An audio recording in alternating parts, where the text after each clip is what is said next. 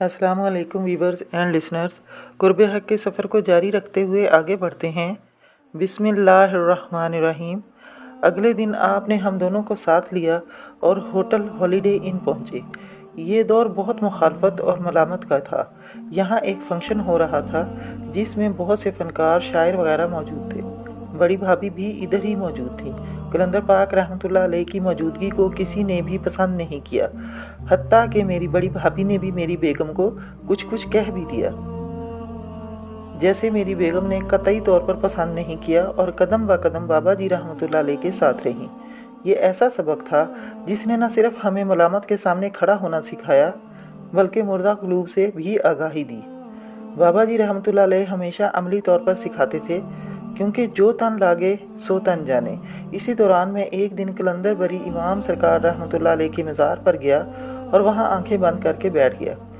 इसी दौरान मुझे ऐसे महसूस हुआ जैसे दिल की धड़कन से आवाज़ आ रही हो, मकान से निकल और लामकानी की तरफ जा।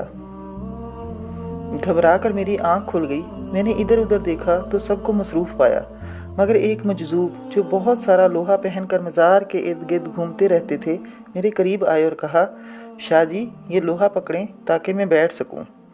जब मैंने गले में पहने हुए इस लोहे को हाथ डाला तो अंदाज़ा हुआ ये बहुत वज़नी था। उस मजजूब ने एक बंदे को बुलाया और कहा, दूध पत्ती लेकर आओ। और फिर गोया हुए, शाह जी ए कलंदर बहुत डाडे ने, बहुत मुश्किल पैंडा है। आने वाले वक्त ने लामकानी के इस ख्याल को रोशन कर दिया और अपनी तलाश के सच ने खूब लज्जत दी। इब्तदाई अयाम के दौरान आप रहमतुल्लाह अलैह लाहौर तशरीफ़ ले गए तो एक दिन मैंने आपके घर फ़ोन किया। पता चला आप रहमतुल्लाह अलैह आस्ताने में हैं। मैंने वहाँ फ़ोन किया। पहले किसी खातून ने फ़ोन उठाया और पहले मेरी पूरी तफ्तीश की, फिर होल्ड करने का कहा। 5 मिनट के बाद एक और ख़ातून की आवाज़ सुनाई दी। उन्होंने भी मेरी पूरी तफ्तीश की और कहा, अभी बात करवाती हूँ। कुछ देर तवक्कुफ़ के बाद एक साहब ने हेलो कहा और इससे पेशतर कि मैं खुद ही अपना तारफ़ करवाता, जैसे मेरे अंदर जिजपन पैदा हो चुका था। उन्होंने कहा, ये बाबा जी रहमतुल्लाह अलैह से बात करें, और फिर हेलो की आवाज़ ने मुझसे बोलने की सलाहियत ही छीन ली। आप रहमतुल्लाह अलैह ने फिर कहा, हेलो, और मैंने सलाम किया। आप रहमतुल्लाह अलैह ने जवाब दिया, क्या हाल है सैयद बाबा। मैंने अपनी अकीदत ज़ाहिर करने की कोशिश की तो आप रहमतुल्लाह अलैह ने फरमाया, सैयद बाबा एक नंबर लिखो। मैंने कागज़ कलम लिया और आप रहमतुल्लाह अलैह ने बहावलपुर के बाज़ार हुसन बस्ती हमायतिया में मुकीम एक काकी जिसका नाम कल्लो था, उसका नंबर लिखवाया और हुक्म दिया, इसको फ़ोन करो और इससे कहो कि तुम्हारे लिए दुआ करे, और फिर बाबा को फ़ोन करके बताओ। और अल्लाह हाफ़िज़ कहकर फ़ोन बंद कर दिया। ये इन दिनों की बात है जब मोबाइल ना थे और लैंडलाइन भी हर घर में ना था। फिर बाबा जी रहमतुल्लाह अलैह के हुक्म ने भी नफ्स को झंझोड़ा और मैंने महसूस किया कि नफ्स ने मुझे जिज करने की कोशिश भी की, लेकिन मैंने अपनी सोच को रद्द करते हुए फ़ोन मिलाया। पहले तो नंबर कनेक्ट ही नहीं हुआ और कई कोशिशों के बाद बल आखिर जब मैं मायूस होने के करीब था कि नंबर मिल गया। फिर वही हुआ जो कि होना चाहिए था। पहले एक साहब ने फ़ोन उठाया और मुझे साफ जवाब दे दिया कि यहाँ कोई इस नाम की लड़की नहीं रहती। लेकिन जब मैंने बाबा जी रहमतुल्लाह अलैह का जिक्र किया तो दूसरी तरफ के लहजे में नरमी आ गई और कहा, वो थोड़ी दूर रहती हैं, आपको थोड़ा होल्ड करना पड़ेगा। मैंने कहा, कोई बात नहीं। 10 मिनट गुजरने के बाद एक खातून ने हेलो किया तो मैं समझा शायद कल्लो हैं। मैंने तेज़ी के साथ वो सब कुछ कह दिया जिसका मुझे हुक्म था। बात सुनने के बाद इस खातून ने हंसते हुए कहा, मेरा नाम कल्लो नहीं, आप होल्ड कीजिए। और फिर अगले 15 मिनट तक खामोशी।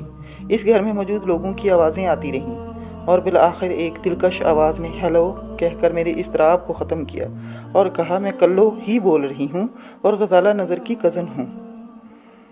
मैंने बाबा जी रहमतुल्लाह अलैह के हुक्म का बताया तो एक लम्हा तवक्कुफ़ के बाद बोली, बाबा तो खुद एक दुआ हैं, आप सैयद हैं, मेरी दुआ की क्या हकीकत है। आप बाबा रहमतुल्लाह अलैह को मेरा मोदबाना सलाम दीजिएगा। यकीन जानिए फ़ोन बंद होने के बाद मुझे ऐसा सुकून मिला जिसका बयान मुमकिन नहीं। इस हुक्म की अताअत ने मुझे नफसी सरकशी से महफूज किया اور میں نے فوراً آستانے کا نمبر ملایا۔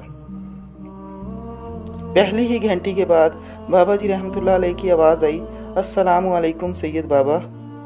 میں نے پہلے وعلیکم السلام اور پھر سلام کیا اور آپ کو بتایا کہ میری بات ہو گئی ہے۔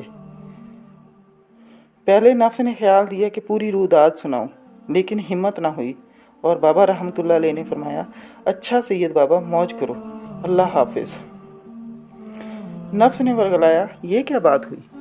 تو نے اتنا مارکا مارا اور ایک سید ہوتے ہوئے ایک بازار حسن کی کاکی سے دعا کے لیے کہا۔ مجھے ایسے محسوس ہوا جیسے بابا جی رحمۃ اللہ علیہ کا چہرہ خیال میں ابھرا اور نفس جیسے خاموش ہو گیا اور اللہ پاک نے اس کے ورگلانے سے بچا لیا۔ قرآن مجید و فرقان حمید میں انسانی نفس کی 3 اقسام بیان کی گئی ہیں۔ اول، نفس امارہ یعنی سرکش نفس جو برائی پر آمادہ کرتا ہے۔ دوم، نفس لوامہ، جب کچھ تزکیہ نفس ہو جائے تو نفس میں سرکشی نہیں رہتی، بلکہ جب انسان برا کام کرتا ہے تو ضمیر اس کو ملامت کرتا ہے۔ سوم، نفس مطمئنہ، جب انسان کو کمال تزکیہ نفس اور تصفیہ قلب نصیب ہوتا ہے تو اس کا نفس تابع اور فرمان ہو جاتا ہے اور راضی برضائے حق ہو جاتا ہے۔ حضرت سیدنا علی حجویری رحمۃ اللہ علیہ فرماتے ہیں، طریقت میں اس سے بڑا حجاب اور اس سے بڑی آفت کوئی نہیں کہ آدمی اپنی نیکی پر مغرور ہو جائے۔ غرور 2 چیزوں سے پیدا ہوتا ہے، اول جاہ و مرتبہ اور لوگوں کی تعریف و آفرین کی وجہ سے، دوم اپنے افعال کو خود پسند کرتا ہے اور اس وجہ سے خود مغرور ہو جاتا ہے۔ ویورز، آج کے لیے اتنا ہی، انشاءاللہ اگلی ایپیسوڈ میں مزید پڑھیں گے۔ اللہ حافظ، بہت شکریہ۔